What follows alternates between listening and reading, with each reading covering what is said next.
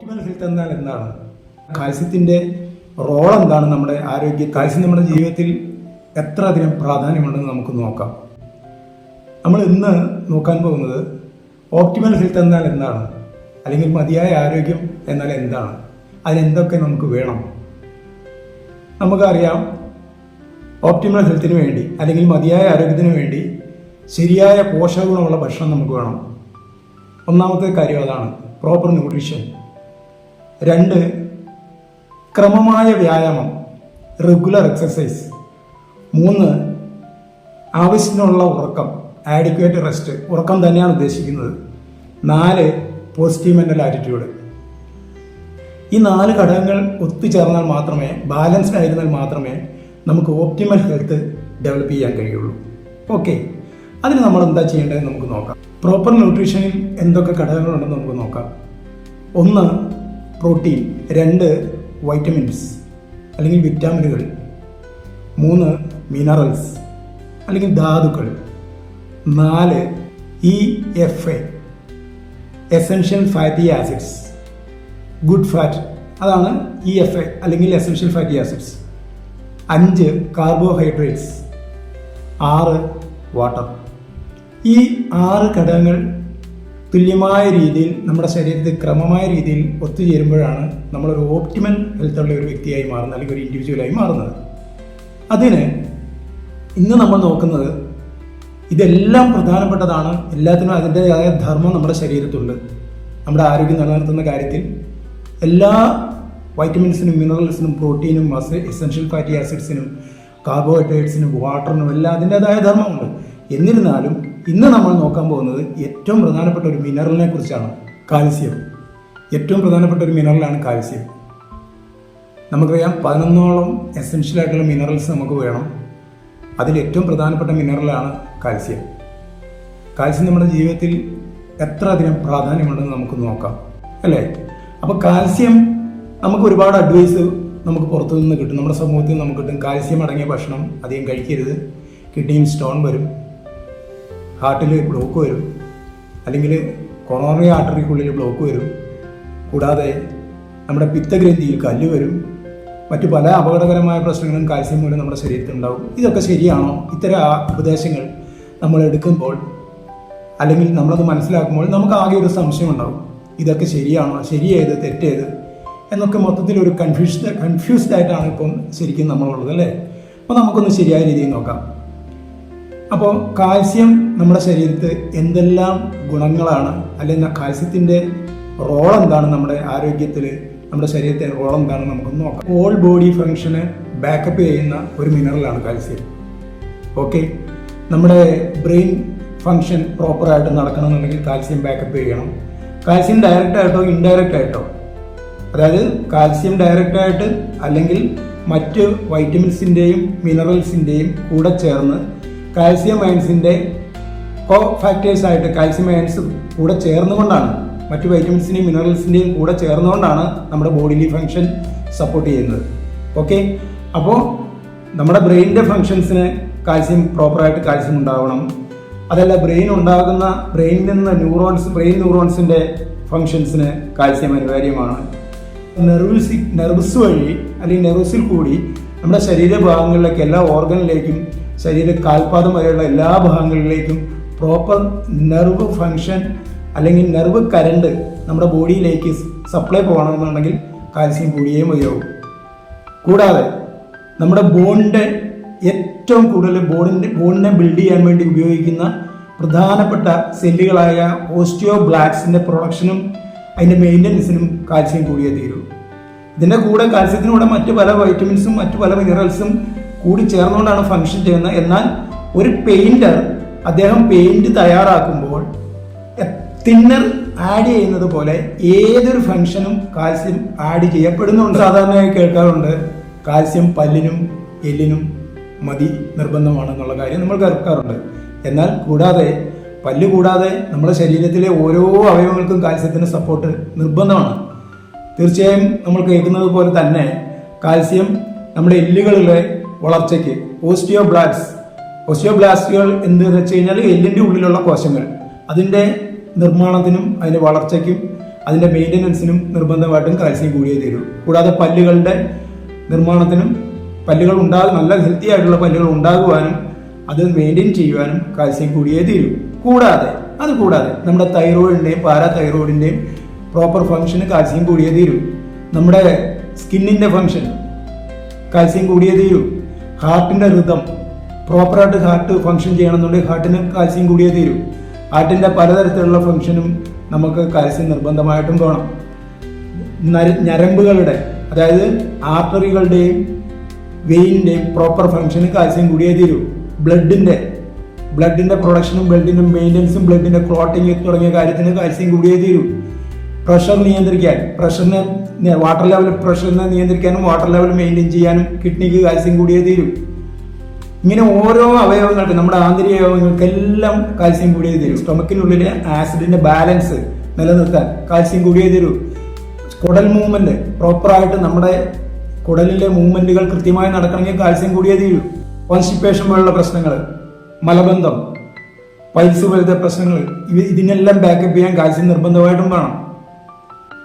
കാൽസ്യത്തിൽ ഇങ്ങനെ ഒരുപാട് ഫങ്ഷൻസ് നമ്മുടെ ബോഡിയിലുണ്ട്. റീപ്രൊഡക്റ്റീവ് സിസ്റ്റം, ഓവേറിയൻ സിസ്റ്റ് പോലുള്ള പ്രശ്നങ്ങൾ, യൂട്രസ് റിലേറ്റഡ് ആയിട്ട് വരുന്ന പ്രശ്നങ്ങൾ, ഇതിനെല്ലാം കാൽസ്യം കൂടിയേ തീരൂ. പുരുഷന്മാരുടെ പലതരത്തിലുള്ള റീപ്രൊഡക്റ്റീവ് സിസ്റ്റമായിട്ട് റിലേറ്റഡ് ആയിട്ട് വരുന്ന പല പ്രശ്നങ്ങൾ, അതിനും കാൽസ്യം കൂടിയേ തീരൂ. മസിൽസിന്റെ ശരിയായ പ്രവർത്തനത്തിന് കാൽസ്യം കൂടിയേ തീരൂ. ബ്ലഡ് വെസലുകളുടെ അതായത് നമ്മുടെ ആർട്ടറിയുടെയും വെയിൻ്റെയും ഒക്കെ പ്രവർത്തനത്തിന് കാൽസ്യം കൂടിയേ തീരൂ. ഇങ്ങനെ കാൽസ്യത്തിന് വളരെയധികം ധർമ്മം നമ്മുടെ ശരീരത്തിൽ ചെയ്യാനുണ്ട്. അതുപോലെ ഹോർമോണുകളുടെയും എൻസൈമുകളുടെയും പ്രൊഡക്ഷനും അതിൻ്റെ ഫങ്ഷനും കാൽസ്യം നിർബന്ധമായിട്ടും വേണം. പിന്നെ ജോയിന്റ് ഹെൽത്തിന് കാൽസ്യം വേണം. ഇങ്ങനെ 100 കണക്കിന് ഫങ്ഷൻസ് നമ്മുടെ ബോഡിയിൽ കാൽസ്യത്തിൻ്റെതായ ധർമ്മങ്ങളായിട്ടുണ്ട്. അപ്പം ഇത്തരത്തിൽ ഇത്രയധികം ഫങ്ഷൻ ചെയ്യേണ്ടുന്ന കാൽസ്യം അല്ലെങ്കിൽ കാൽസ്യത്തിന് ഇത്രയധികം ഉത്തരവാദിത്തങ്ങൾ നമ്മുടെ ശരീരത്തിൽ ചെയ്ത് തീർക്കാനുള്ളപ്പോൾ നമ്മൾ എത്രത്തോളം കാൽസ്യത്തിന് പ്രാധാന്യം കൊടുക്കുന്നുണ്ട് എന്നുള്ള കാര്യം നമ്മൾ ഒന്ന് മാറി ചിന്തിക്കേണ്ട ഒരു സമയമാണ്. കാൽസ്യം എത്ര അളവിൽ നമ്മുടെ ശരീരത്തിൽ വേണ്ടി വരും എന്നുള്ള കാര്യം നമുക്കൊന്ന് നോക്കാം.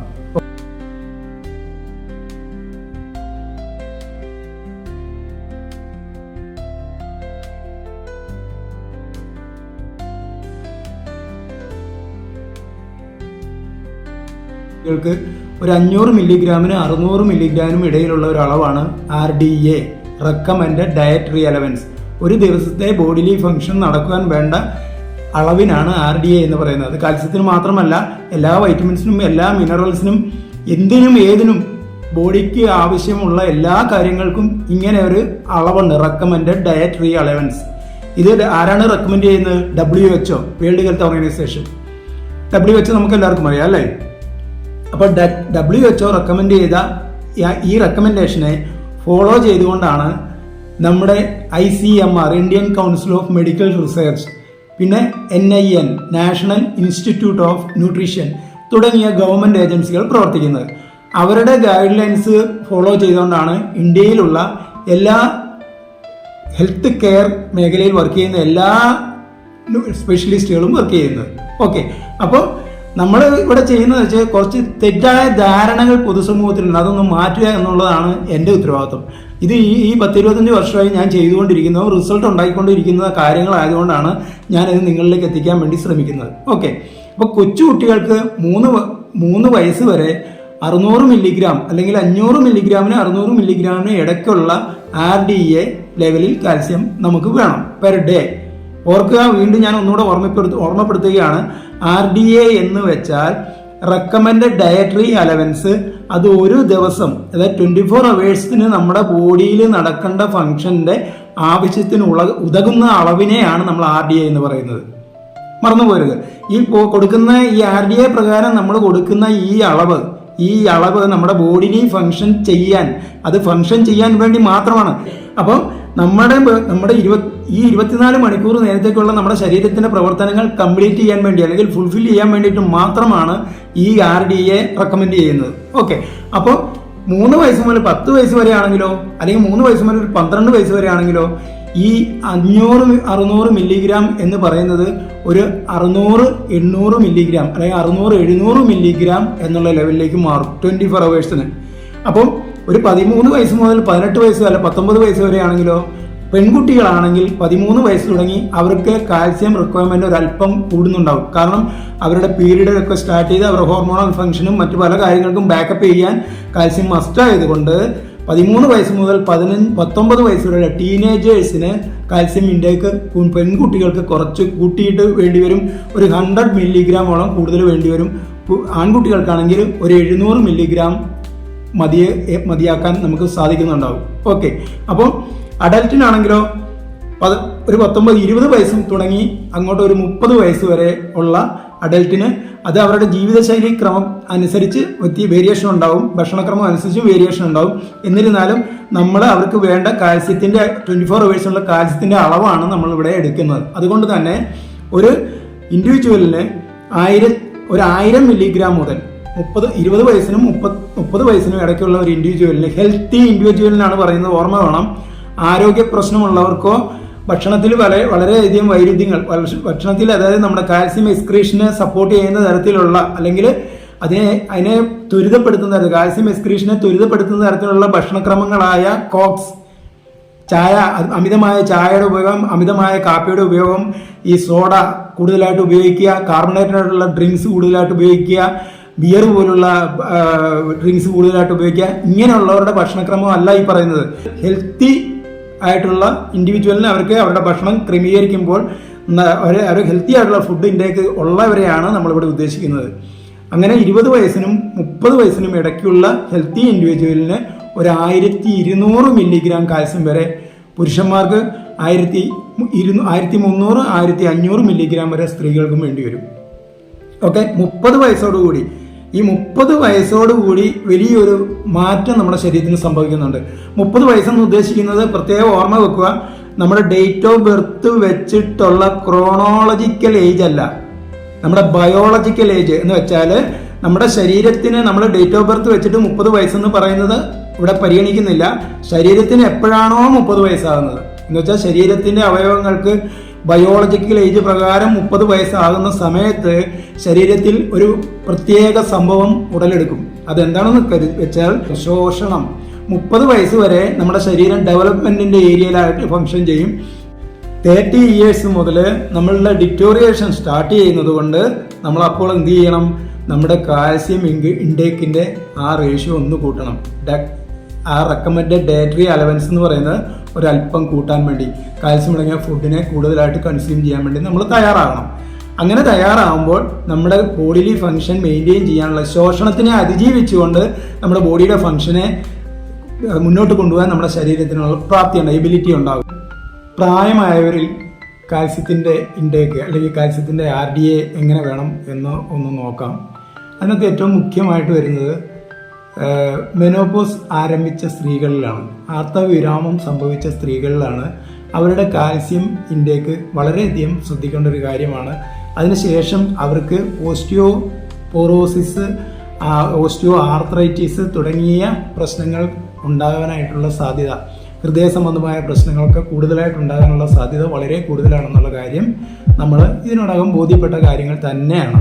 ഓക്കെ, അപ്പം മെനോപോസ് കഴിഞ്ഞ സ്ത്രീകൾ, പ്രത്യേകം മെനോപോസ് ആരംഭിച്ച സ്ത്രീകൾ പ്രത്യേകം ശ്രദ്ധിക്കേണ്ട ഒരു കാര്യം, അവരുടെ ഭക്ഷണക്രമത്തിൽ യാതൊരു കാരണവശാലും കാൽസ്യത്തിനെ എക്സ്ക്രീറ്റ് ചെയ്യുന്ന, പുറത്തേക്ക് ഒഴുക്കുന്ന തരത്തിലുള്ള ഭക്ഷണശീലങ്ങൾ ഉണ്ട് എങ്കിൽ അതിനെ സ്റ്റോപ്പ് ചെയ്യാൻ ഒരു താല്പര്യം അവരിൽ നിന്നുണ്ടാവണം. എന്താണ് കാൽസ്യത്തെ എക്സ്ക്രീറ്റ് ചെയ്യുന്ന ശീലങ്ങളിൽ നിന്ന് മുമ്പ് ഞാൻ പറഞ്ഞു കഴിഞ്ഞു. എന്നിരുന്നാലും ഒരിക്കൽ കൂടി പറയാം. അതായത് കോക്സ് പല വിധത്തിലുണ്ട്. അത് ഞാൻ ഓരോ ബ്രാൻഡുകൾ ആയിട്ട് വരുന്നതുകൊണ്ട് ഞാൻ അതൊന്നും വിശദീകരിക്കുന്നില്ല.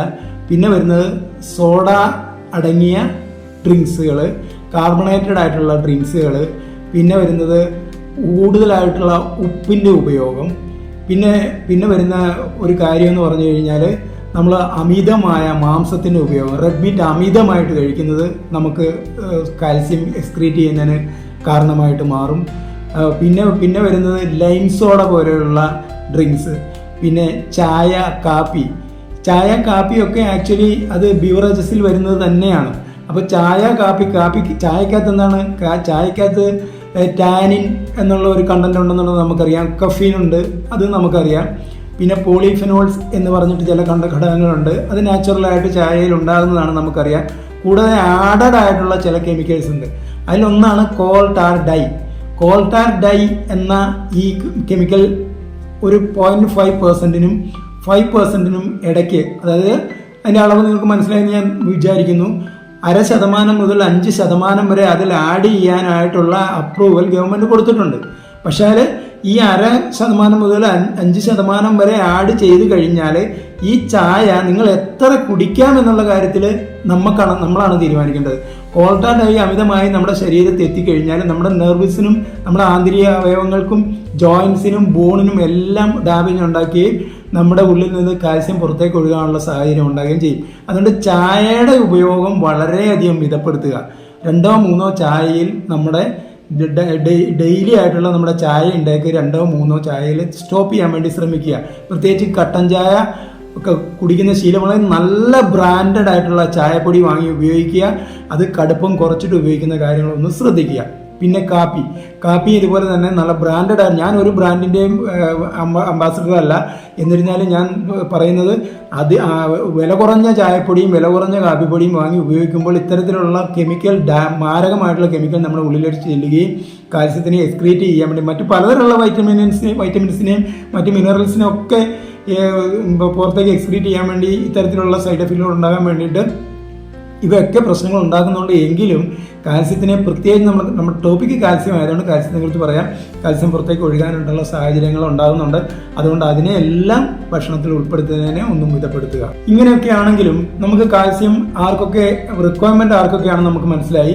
അപ്പം സ്ത്രീകളിൽ മെനോപോസ് കഴിഞ്ഞ സ്ത്രീകളിൽ 2200 മില്ലിഗ്രാം പെർ ഡേ, 2200 മില്ലിഗ്രാം മുതൽ 2500 മില്ലിഗ്രാം വരെ പെർ ഡേ RD ആയിട്ട് നമുക്ക് എടുക്കണം. അതുകൊണ്ട് പുരുഷന്മാരിൽ 2000 മുതൽ 2200 മില്ലിഗ്രാം വരെ RD ആയിട്ട് വേണം. അതായത് ഒരു 50-55 വയസ്സ് മുതൽ 50 വയസ്സ് മുതൽ മുകളിലേക്കുള്ള പുരുഷന്മാരിലും സ്ത്രീകളിലും 2000 മില്ലിഗ്രാം മുതൽ സ്ത്രീകൾക്ക് 2200, 2500, പുരുഷന്മാർക്ക് 2000, 2200 ആ ഒരു റേഷ്യോയിൽ നമ്മുടെ RD നിജപ്പെടുത്തേണ്ടതാണ്. ഓക്കെ, എന്ന് വെച്ച് കഴിഞ്ഞാൽ കാൽസ്യം കൂടുതലായിട്ടുള്ള ഭക്ഷണം നമ്മൾ കൃത്യമായിട്ട് ഭക്ഷണത്തിൽ ഉൾപ്പെടുത്തുകയും അത് നമ്മൾ ഫോളോ ചെയ്യുക. അത്തരത്തിലൊരു മെനു നമ്മൾ ഫോളോ ചെയ്യുകയും ചെയ്യണം. ഇനി നമുക്ക് ഏതൊക്കെ ഭക്ഷണത്തിലാണ് കാൽസ്യം എന്ന് വെച്ചാൽ നമ്മുടെ മലയാളികളാണ് അപ്പം മലയാളത്തിലാണ് ഞാൻ സംസാരിക്കുന്നത്. മലയാളികളാണ് ഈ ഒരു പ്രോഗ്രാം കേൾക്കാനായിട്ട് സാധ്യത. അതുകൊണ്ട് മലയാളികളുടെ ഭക്ഷണക്രമമാണ് ഞാനിവിടെ പറയുന്നത്. അതുകൊണ്ട് നിങ്ങൾ മലയാളികളാണ് ഏറ്റവും കൂടുതൽ കാൽസ്യത്തിനോട് ഇങ്ങനെ വിരോധം കൊണ്ട് നടക്കുന്നത്. അല്ലെങ്കിൽ മലയാളികൾക്ക് കിട്ടുന്ന അഡ്വൈസ് എങ്ങനെ ആയതുകൊണ്ട് ഞാൻ ആരെയും അങ്ങനെ വേദനിപ്പിക്കുന്ന തരത്തിൽ സംസാരിക്കാൻ ഉദ്ദേശിക്കുന്നില്ല. നിങ്ങളെല്ലാം എൻ്റെ പ്രിയപ്പെട്ടവരാണ്, ഞാൻ നിങ്ങളിൽ ഒരാൾ തന്നെ. അപ്പോൾ ഓർക്കേണ്ട ഒരു കാര്യം, നമുക്ക് കിട്ടുന്ന അഡ്വൈസാണ് അത്തരത്തിലുള്ള ഒരു നിഗമനത്തിൽ ഒരു തീരുമാനത്തിൽ നമ്മൾ എത്തിയത്. അതുകൊണ്ട് നമ്മൾ ഇനി അങ്ങോട്ട് ഏത് ഭക്ഷണത്തിലൂടെയാണ് നമുക്ക് കാൽസ്യം ഏറ്റവും കൂടുതലായിട്ട് ലഭ്യമാകാനായിട്ട് സാധ്യതയുള്ളതെന്ന് നമുക്ക് നോക്കാം. അപ്പോൾ ഏറ്റവും കൂടുതൽ കാൽസ്യം അടങ്ങിയിരിക്കുന്ന ഭക്ഷണം എന്ന് നമ്മൾ മനസ്സിലാക്കിയ പോലെ തന്നെ പാലും പാലുൽപ്പന്നങ്ങളുമാണ് ഏറ്റവും കൂടുതൽ കാൽസ്യം അടങ്ങിയ ഭക്ഷണം. നമ്മുടെ ഭക്ഷണക്രമത്തിൽ എടുത്ത് ഓരോന്നും വിശകലനം ചെയ്ത് നോക്കിയാൽ അറിയാം. ഡയറി പ്രോഡക്ട്സ്, പാല്, തൈര്, മോര്, അതുപോലെ യോഗർട്ട് ഇപ്പോൾ അടുത്ത കാലത്തായിട്ട് വളരെയധികം സുലഭമായി നമുക്ക് എല്ലാ സൂപ്പർ മാർക്കറ്റുകളിലും കടകളിലും ലഭ്യമായിരിക്കുന്ന ഒരു വിശേഷമായ ഒരു പാലുൽപ്പന്നമാണ് യോഗർട്ട്. അപ്പം വളരെ ടേസ്റ്റിയാണ്, വളരെ കാൽസ്യം റിച്ചാണ്. അത്തരം പ്രോഡക്റ്റുകളൊക്കെ, അതുപോലെ ബട്ടർ, ഗീ, ഇതെല്ലാം പാലുൽപ്പന്നങ്ങളിലും പെടുന്നതാണ്. ഇവയൊക്കെ തന്നെ ഏറ്റവും കൂടുതൽ കാൽസ്യം അടങ്ങിയ ഭക്ഷണ സാധനങ്ങളാണ്. പിന്നെ വരുന്നതാണ് ഗ്രീൻ ലീഫി വെജിറ്റബിൾസ്, ഇലക്കറികൾ, ചീരകൾ അടങ്ങിയിരിക്കുന്ന ഇലക്കറികൾ. ഏറ്റവും കൂടുതൽ കാൽസ്യം റിച്ച് ആയിട്ടുള്ള ഒരു ഫുഡാണ് ഇലക്കറികൾ. മറ്റൊന്നെന്ന് പറഞ്ഞാൽ മില്ലറ്റ്സ്, പലതരത്തിലുള്ള മില്ലറ്റുകൾ ഇന്ന് മാർക്കറ്റിൽ അവൈലബിൾ ആണ്. അത് നമുക്ക് നമ്മുടെ തൊട്ടടുത്ത സംസ്ഥാനമായ തമിഴ്നാട്ടിൽ സുലഭമായിട്ട് ലഭിക്കുന്ന ധാന്യങ്ങളാണ് മില്ലറ്റ്സുകൾ എന്ന് പറഞ്ഞ ചെറുധാന്യങ്ങൾ. അവ ഇന്ന് കേരളത്തിലും വളരെയധികം നന്നായിട്ട് ലഭ്യമായിരിക്കുകയാണ്. നമുക്ക് ഏത് സൂപ്പർ മാർക്കറ്റിലോ അല്ലെങ്കിൽ സാധാരണ കടകളിൽ വരെ ഇന്ന് മില്ലറ്റ്സ് ലഭ്യമാണ്. മറ്റൊന്നാണ് എള്ള്. നമുക്കറിയാം വളരെയധികം കാൽസ്യം റിച്ച് ആയിട്ടുള്ള ഒരു ഫുഡാണ് എള്ള് എന്ന് പറയുന്നത്. അതുപോലെ പിന്നെ ചെറു മത്സ്യങ്ങൾ, മുട്ട, പിന്നെ അത്തരത്തിലുള്ള ധാരാളം കാൽസ്യം അടങ്ങിയ ഭക്ഷണം ഇന്ന് നമുക്ക് അവൈലബിൾ ആണ്. പണ്ട് കാലത്തെ പോലെ ഒന്നും ഇന്നല്ല, ഇന്ന് എല്ലാം അവൈലബിൾ ആണ്.